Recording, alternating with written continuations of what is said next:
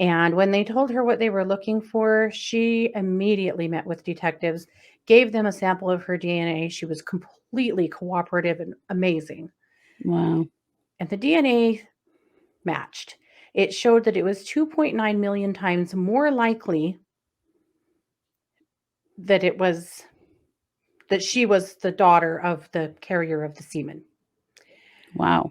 But still, they had big evidence now, but they still wanted to be sure. He's dead and has been for a long time, but they wanted to be absolutely certain, so they exhumed his body. Wow. Second Hmm. time we've heard that story this week. Yes, they exhumed his body and went ahead and did a DNA test, and that DNA came back indicating that it was 25 quintillion times likely that this sample came from John Rayhoff. Wow. Yep. So they have their perp. So here's what we know about John Rayhoff.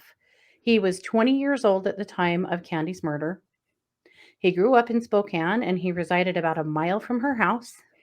Oh, wow. Yep. He entered the Army at 17 and was stationed at missile sites surrounding Fairchild Air Force Base. He was back in the area at the time that she was killed. In 1961, 2 years after she was murdered, he was convicted of assault in the second degree with an intent to rob.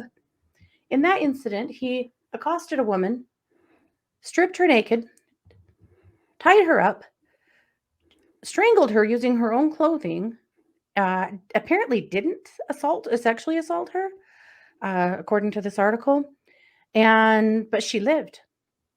Wow. And he was But convicted and like spent very similar very MO. similar. Yep. He spent 6 months in jail for that attack.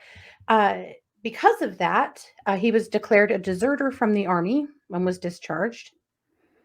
So he worked as a door to door salesman and a lumberyard worker. And when he was, Door to door salesman?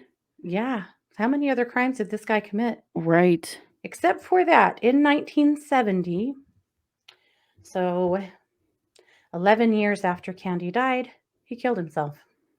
Oh, wow. But you still have to ask, how many women did this man assault Yeah. or murder? Yeah. More Yep. children. Yep.